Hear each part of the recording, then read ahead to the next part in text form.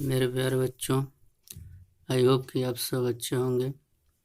Lockdown का पालन करते हुए अपने आसपास स्वच्छता रखते होंगे। आइए हम सब क्लास 10th के विज्ञान विषय के अंतर्गत जो पहला अध्याय भौतिक विज्ञान में लाइट यानी प्रकाश है, उसमें हम लोग इसके पहले गोलीय दर्पण पे चर्चा किए थे। उसी के अंतर्गत आज हम लोग देख रहे हैं गोलीय दर्पण का मुख्य फोकस, जिसे हम लोग प्रिंसिपल फोकस या सिंपली फोकस भी कहते हैं। प्रिंसिपल फोकस थोड़ा बड़ा होता है, इसलिए फोकस से ही प्रचलित है। तो आइए देखते हैं मुख्य फोकस क्या होता है। गोलीय दर्पण के मुख्य अक्ष के समांतर, गोलीय दर्पण के मुख्य अक्ष के समांतर आने वाली प्रकाश किरणें दर्पण से परावर्तन के पश्चात मुख्य अक्ष पर स्थित जिस बिंदु से होकर जाती हैं, अवतल दर्पण, यानी यह घटना अवतल दर्पण में होता है, या जिस बिंदु से आती हुई प्रतीत होती हैं, उत्तल दर्पण। प्रतीत होना मतलब आभास होना, वास्तव में ऐसा नहीं होता है, को दर्पण का मुख्य फोकस या फोकस कहते हैं। इसे कैपिटल एफ से प्रदर्शित करते हैं। आइए इसको हम लोग चित्र के द्वारा समझते हैं। हम लोग यहाँ अवतल दर्पण को बनाए हुए हैं। अवतल दर्पण का ये मुख्य अक्ष है, जो वक्रता केंद्र और ध्रुव को मिलाने वाली रेखा, इसे हम लोग मुख्य अक्ष। तो परिभाषा में कहा कि मुख्य अक्ष के समांतर आने वाली प्रकाश किरणें, जिसे हम लोग आपतित किरण, आने वाली किरण को विज्ञान की भाषा में आपतित किरण। अवतल दर्पण के मुख्य अक्ष के समांतर आने वाली प्रकाश किरणें दर्पण से परावर्तन के पश्चात मुख्य अक्ष पर जिस बिंदु से होकर जाती हैं, उसे हम लोग फोकस या प्रिंसिपल फोकस, कैपिटल एफ, जिसका सिंबल है कैपिटल एफ, से दर्शाते हैं। तो इस प्रकार हम लोग देख रहे हैं कि अवतल दर्पण के लिए मुख्य अक्ष के समांतर आने वाली प्रकाश किरण, जिसे आपतित किरण, और दर्पण से टकराने के बाद परावर्तित किरण के रूप में ये मुख्य अक्ष को काटते हुए आगे चली जा रही है। तो यह आपतित किरण परावर्तन के बाद मुख्य अक्ष को जिस बिंदु पर काटती है, उसे हम लोग फोकस कहेंगे, या इसे फोकस के नाम से जाना जाता है। सिंबल यानी संकेत इसका कैपिटल एफ से दर्शाया जाता है। इसका नाम दिया गया परावर्तित किरण, इसका नाम है आपतित किरण। अब ये घटना उत्तल दर्पण में देखते हैं कैसे होता है। तो उत्तल दर्पण जो उभरा हुआ तल है, ये परावर्तक तल है, और ये हमारा मुख्य अक्ष जो ध्रुव और वक्रता केंद्र को मिलाने वाला रेखा है, ये मुख्य अक्ष। तो मुख्य अक्ष के समांतर ये आपतित किरण है। तो परावर्तन होने के बाद, यानी उत्तल दर्पण से परावर्तित होने के बाद, चूंकि इधर पालिश है तो इधर तो जाएगी नहीं, तो यह इधर जाने की संभावना है, यानी इसके सामने ही जाएगी, जिधर से आ रही थी उधर ही जाएगी। तो यहाँ से टकराने के बाद ये जो मुख्य फोकस ध्रुव और वक्रता केंद्र के बीच में, ये इधर आना चाह रही थी लेकिन आ नहीं पाई, क्योंकि इधर पालिश है।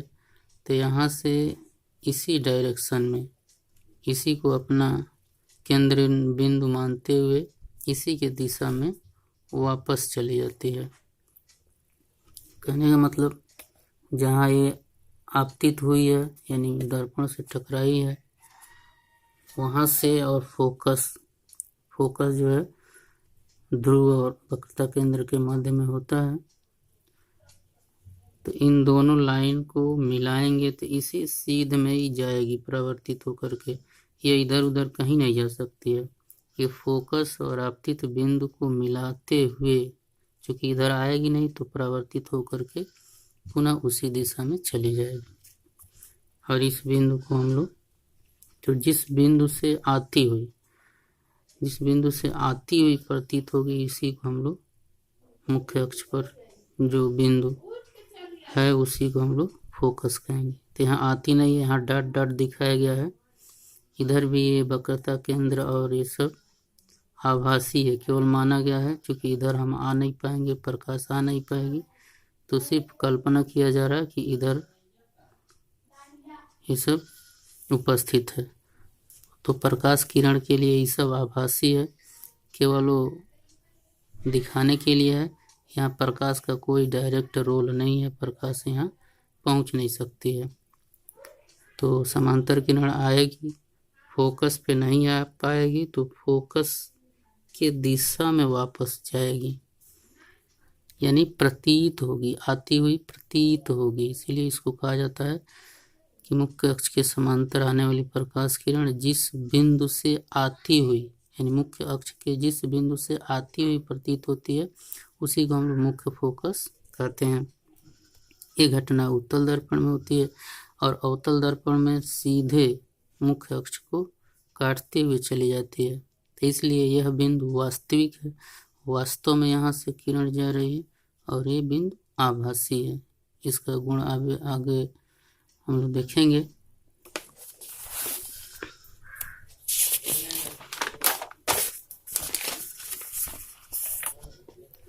अब देखते हैं हम लोग फोकस दूरी। फोकस तो मिल गया, अब उसी के अनुसार अब फोकस दूरी हमको अब मिल जाएगा। तो फोकस दूरी की परिभाषा है गोली दर्पण के ध्रुव, जिसको हम लोग P से डिनोट करते हैं, के फोकस कैपिटल F, अभी जिसकी बात हो रही थी, तक की दूरी को दर्पण की फोकस दूरी कहते हैं। इसे स्मॉल f से प्रदर्शित करते हैं। दर्पण की फोकस दूरी small f equal to PF, यानी कहने का मतलब कि ध्रुव और फोकस के बीच की दूरी को फोकस दूरी यानी स्मॉल f, अभी हम लोग फोकस को परिभाषित किए थे, तो ध्रुव पहले से हमको पता है, तो ध्रुव और फोकस, पहले तो वक्रता केंद्र पता था और ध्रुव पता था, अब नया हमको पॉइंट जो है फोकस मिल गया। तो ध्रुव और फोकस के बीच की दूरी फोकस दूरी, यानी इसको स्मॉल f से, छोटा लेटर f से दर्शाते हैं, और P और C को जो यहाँ से वक्रता त्रिज्या है, इसको हम लोग पहले से जानते हैं कि केंद्र से परिध तक की दूरी को वक्रता त्रिज्या, दूसरे भाषा में त्रिज्या भी कह सकते हैं। तो यह अवतल दर्पण के लिए इसमें खास बात यह है कि फोकस दूरी बाएं मिलेगा, क्योंकि इसका फोकस बाएं है और वक्रता केंद्र बाएं है।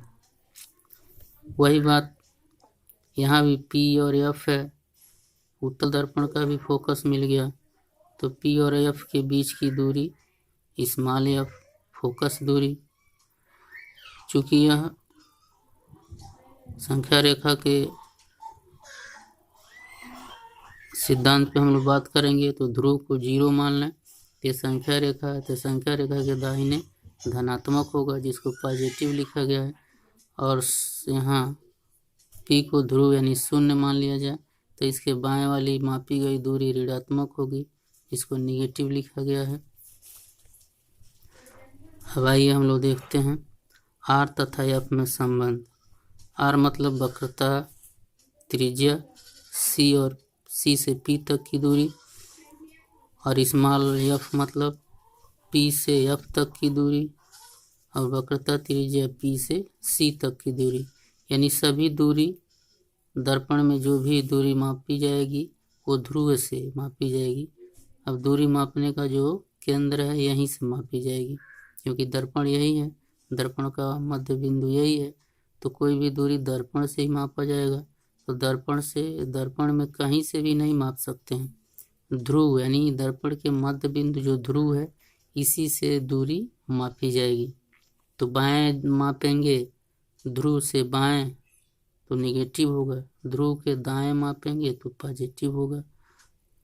तो P से C कैपिटल R वक्रता त्रिज्या, P से F स्मॉल f यानी छोटा f, P से F यहाँ भी छोटा f, P से C कैपिटल R यानी वक्रता त्रिज्या। तो इसमें देखते हैं R तथा F में संबंध। तो CP क्या है या PC क्या है, इसको कैपिटल R यानी वक्रता त्रिज्या, PF अभी हम लोग देखे हैं। तो चूंकि PC के मध्य में F मिलता है, यानी P और C के मध्य बिंदु में ही F मिलता है, तो हम लिख सकते हैं P से C की जो दूरी है उसका आधा करने पे मध्य बिंदु हमको मिलेगा। जैसे P से C 10 सेंटीमीटर है तो आधा 5 सेंटीमीटर पे होगा। तो इस प्रकार हम लोग PF को PC का आधा मान सकते हैं। तो वही लिखा गया है PF बराबर CP या PC का आधा, यानी 2 से भाग करेंगे तो आधा हो जाएगा। PF को अभी हम लोग स्मॉल f लिख रहे थे और PC या CP यानी ध्रुव से केंद्र की दूरी कैपिटल R वक्रता त्रिज्या। तो इस प्रकार हम लोग देख रहे हैं कि स्मॉल f बराबर R/2 या इसी को लिख सकते हैं R बराबर 2f, ये भी लिख सकते हैं। वक्रता त्रिज्या फोकस दूरी के दूना होता है या फोकस दूरी वक्रता त्रिज्या के आधा होता है, तो दोनों तरह से कर सकते हैं। अब आइए देखते हैं अवतल दर्पण की फोकस दूरी PF ऋणात्मक, क्योंकि अवतल दर्पण की फोकस दूरी बाएं होती है तो इसलिए हम लोग इसको ऋणात्मक लिखेंगे। उत्तल दर्पण की फोकस दूरी चूँकि दाएं मिलता है तो दाएं धनात्मक है, इसलिए PF का जो मान मिलेगा वो धनात्मक मिलेगा। तो इतना हम अब याद रखेंगे कि अवतल दर्पण की फोकस दूरी की जब बात होगी तो ऋणात्मक मान आएगा, उत्तल दर्पण की फोकस दूरी का जो मान आएगा वो धनात्मक आएगा। ये न्यूमेरिकल सवाल लगाने में बहुत इम्पोर्टेंट, अगर ऐसा नहीं हम ध्यान देंगे, ऋणात्मक नहीं लेंगे तो हमारा प्रश्न गलत हो जाएगा, अगर यहाँ धनात्मक नहीं लेंगे तो हमारा प्रश्न गलत हो जाएगा। तो इस प्रकार हम लोग अवतल दर्पण की फोकस, उत्तल दर्पण की फोकस, अवतल दर्पण की फोकस दूरी, उत्तल दर्पण की फोकस दूरी, इन 4 बिंदुओं पे हम लोगों ने चर्चा किया। आशा करते हैं कि आपको समझ में आया होगा। इसको आप अध्ययन करेंगे, जहाँ भी कोई दिक्कत परेशानी होगा उसको कमेंट के माध्यम से बताएंगे ताकि उसको फिर से क्लियर करने का कोशिश किया जाएगा। और भी किसी विषय में कोई समस्या है तो कमेंट कीजिए, जिससे विद्यालय परिवार और सभी शिक्षक बंधु आप लोगों की समस्याओं को समाधान करने का कोशिश करेंगे। आप सब पढ़ाई पर ध्यान दें, समय को नुकसान न करें और स्वच्छता और लॉकडाउन का पालन करते रहें। अपने वातावरण को स्वच्छ बनाएं और अपना पढ़ाई जारी रखें। धन्यवाद।